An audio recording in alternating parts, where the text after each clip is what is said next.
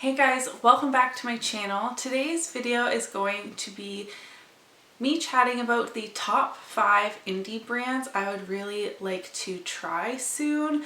I've been planning this video for a really long time. On my list it says top 5 brands to try in 2020, but now we're coming up to the end of the year, so this is definitely going to run into 2021, and I feel like my list changes all the time. But these are the 5 that have been consistently on my mind, and just for one reason or another I haven't purchased from them yet. I will say over the last few months I have done a better job at purchasing and supporting smaller indie brands rather than, you know, the huge drugstore or brands you find at Sephora when I can.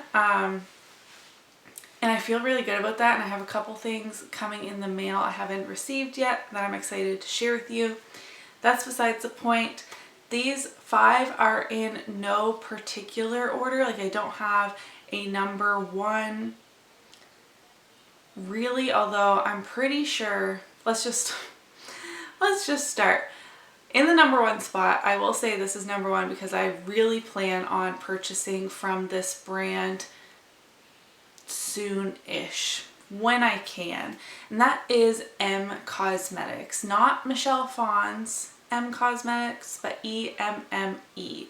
I have had them on my radar because of Amy Loves Makeup. I get a ton of indie makeup recommendations from Amy. She's really great, as well as Angelica Nyqvist. There's so many amazing creators that make indie content, but I feel like my number 1 indie makeup account is Amy Loves Makeup, and she said they have the best matte formula, and I feel like in my singles collection I'm definitely lacking in mattes. I feel like I have a ton of like gold or bronze or like shimmery neutral shades, but not a lot of mattes, so it will be filling a hole in my collection. And also, when I was doing a little bit of research, I was pleasantly surprised to see that they're a Canadian brand.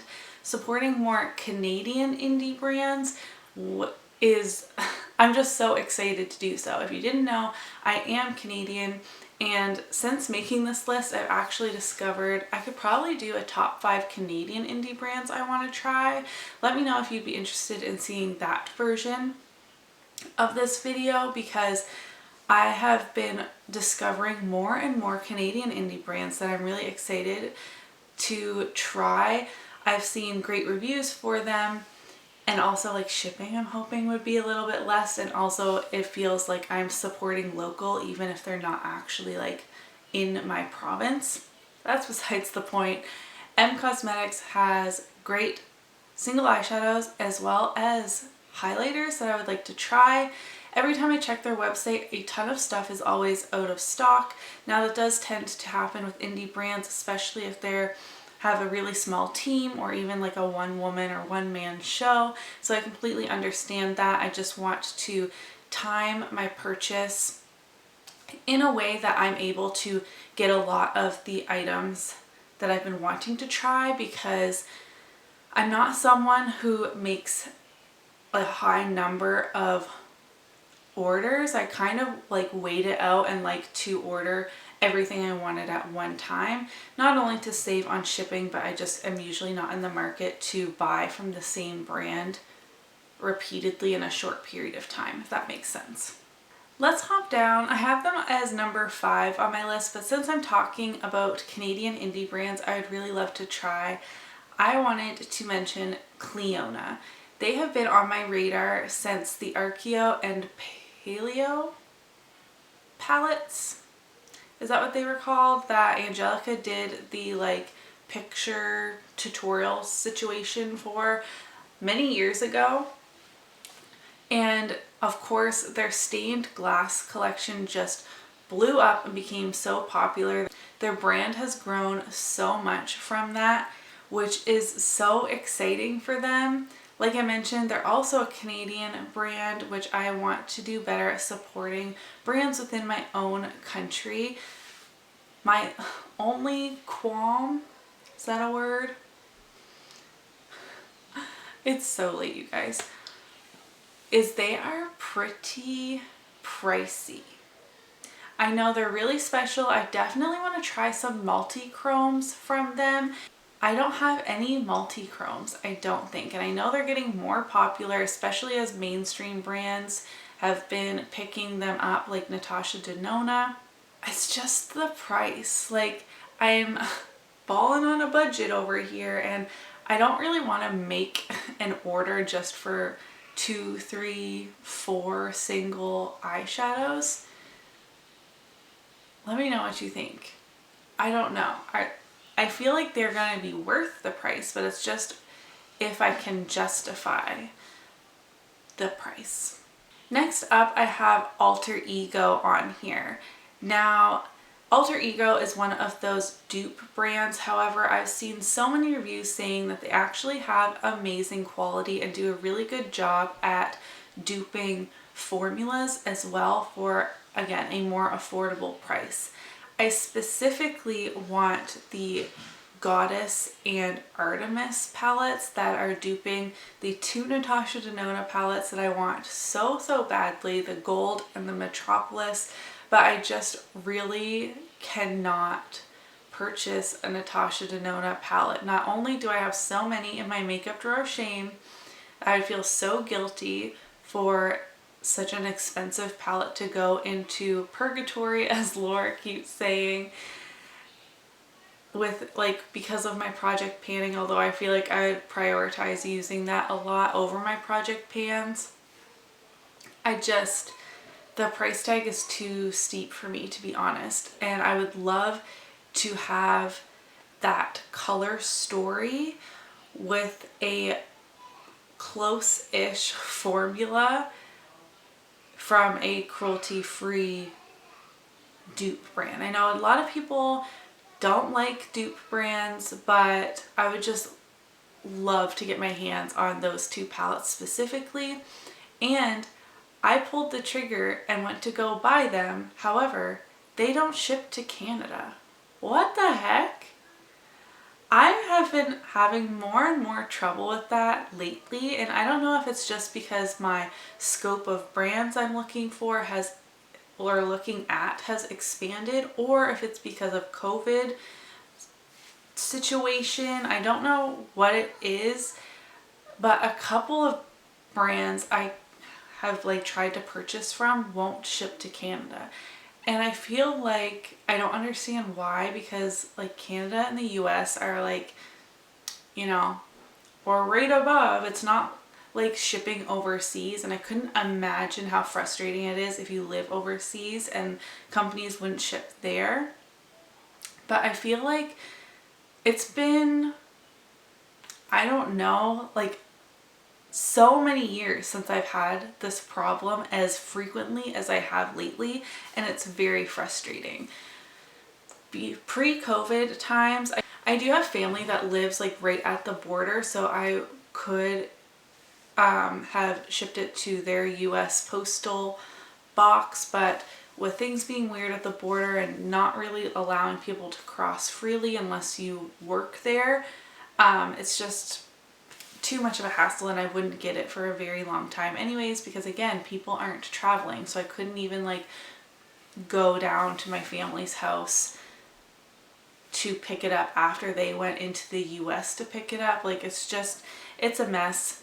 But if Alter Ego does someday ship to Canada, I would be so happy to order those palettes and add them to my collection.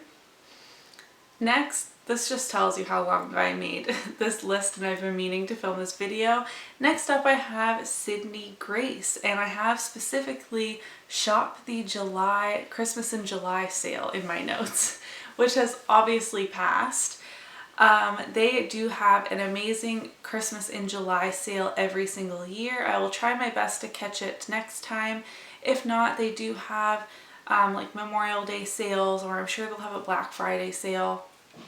But again, they're one of those brands that once I do the conversion into Canadian dollars, I factor in shipping, they're just a bit pricey for me here in Canada. Not saying I will never invest in a Sydney Grace order, but it's just hard to justify.